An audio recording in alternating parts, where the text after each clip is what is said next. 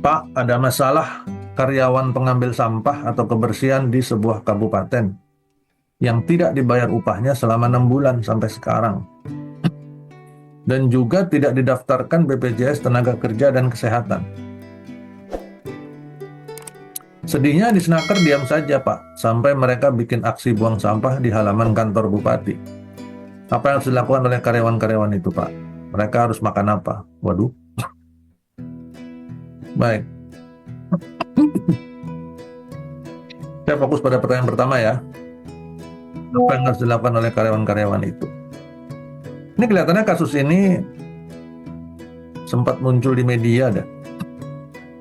Kalau Bapak Ibu ada yang ingat beberapa waktu yang lalu, atau mungkin beberapa bulan yang lalu, ada kasus yang pegawai kebersihan tuh buang sampah berapa truk tuh ya di halaman kantor bupati apa di halaman anggota DPR ya, kantor bupati kayaknya. Mungkin itu kasus yang ditanyakan. Baik, biasanya karyawan pengambil sampah atau kebersihan ini mereka kan bukan langsung menjadi tenaga kerjanya pemerintah daerah ya, tapi mereka menggunakan outsourcing biasanya ya. Jadi ada perusahaan pengelolanya. Perusahaan pengelolanya yang mendapatkan proyek dari pemerintah daerah tersebut ya, biasanya kan seperti itu. Sehingga bagi si karyawan, kepada mereka tetap wajib untuk diikutsertakan kepada seluruh ketentuan BPJS, baik tenaga kerja maupun kesehatan, sebagaimana layaknya karyawan pada umumnya. Ya, termasuk juga perusahaan yang bersangkutan, perusahaan pengelola tadi, atau mungkin disebut perusahaan outsourcing tadi, mereka berkewajiban untuk menjalankan ketentuan-ketentuan perundangan secara penuh kepada si karyawan tersebut. Ya, ingat di dalam ketentuan mengenai alih daya pada UU CK yang sekarang, yang versi 2 ini, ya, yang berlaku sekarang kan UU CK yang versi 2, Undang-Undang 6 2023. Di sana tegas disebutkan bahwa pertanggungjawaban hukum si karyawan alih daya itu 100% kepada pengusaha atau perusahaan alih daya. Ya, sehingga tidak ada lagi campur tangan dari pihak pemberi proyek, ya.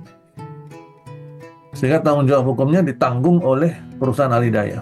Maka yang saya sarankan kepada karyawan-karyawan itu, bertindaklah secara kolektif, diorganisir, baik oleh serikat pekerja atau oleh LBH atau oleh advokat dan sebagainya.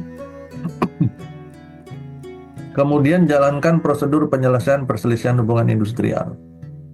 Pak, kok semuanya Bapak arahkan ke penyelesaian perselisihan hubungan industrial sih?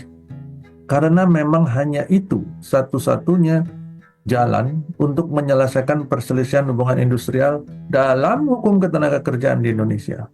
Ya, ingat ya Bapak, Ibu, di Indonesia ini untuk masalah hubungan industrial cuma satu prosesnya yang diatur dalam perundangan, yaitu BPHI, penyelesaian perselisihan hubungan industrial.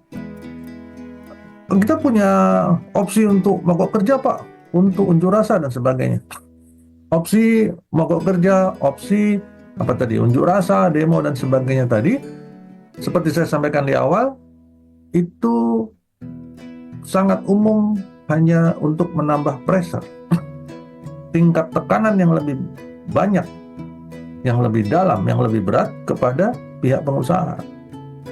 Ya, hanya itu yang menjadi tujuan dari aksi-aksi unjuk rasa, tapi tidak untuk menyelesaikan masalah.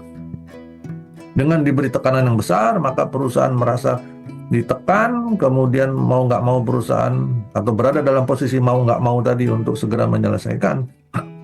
Tapi di sisi yang lain, nggak sedikit ada perusahaan yang memang dia cukup tegas dalam konteks ini. Apabila ada sebuah perselisihan, mereka fokus pada penyelesaian perselisihannya. Bahwa kemudian ada tindakan-tindakan tekanan dari pihak-pihak luar, pihak ketiga misalkan, atau dari karyawan itu sendiri, mereka akan melawannya.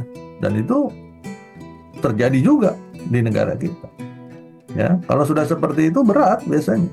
Maka saya sangat menyarankan yang biasanya eh, terjadi kalau sudah perusahaan juga ikut berdiri melawan, nggak usah pakai main tekan-tekan seperti itu, fokus pada proses penyelesaian perselisihan hubungan industrial, fokus pada proses hukumnya.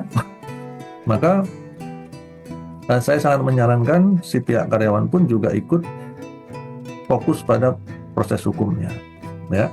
Tapi memang banyak juga perusahaan yang begitu ada aksi, mereka udah takut, mereka sudah langsung merasa tertekan dan sebagainya, dan mereka memilih untuk segera bernegosiasi atau menyelesaikan di luar dari pengadilan. Nah, itu sah-sah saja, nggak dilarang, ya.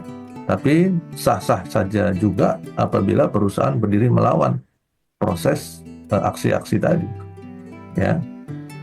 Jadi yang harus dilakukan oleh karyawan itu segera berkelompok secara kolektif, lakukan proses penyelesaian perselisihan hubungan industrial.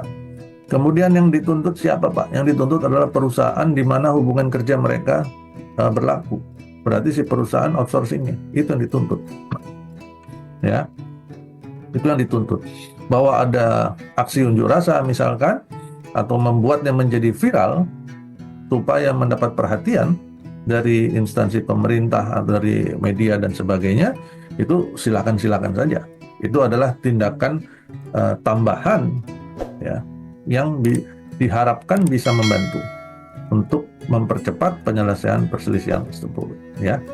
Tapi jangan jadikan itu sebagai tindakan utama. Itu yang sangat tidak disarankan. Sangat tidak disarankan. Jadi demikian saran saya untuk pertanyaan mengenai karyawan pengambil sampah atau kebersihan tadi, ya.